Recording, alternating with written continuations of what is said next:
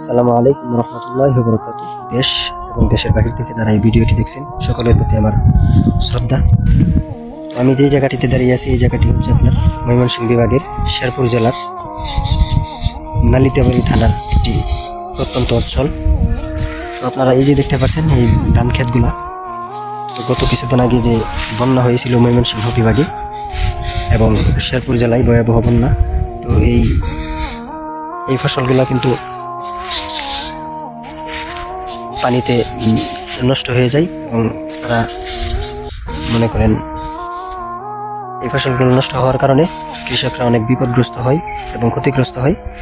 তো আলহামদুলিল্লাহ সবাই আপনারা দেখতে পাচ্ছেন যে খুব সুন্দর ধান হয়েছে। সকলে দোয়া করবেন যেন গত বছরের ক্ষতিপূরণ যেন আল্লাহ এই ফসলের দ্বারাতে যেন আল্লাহ তাদেরকে প্রতিদান দিয়ে দেন।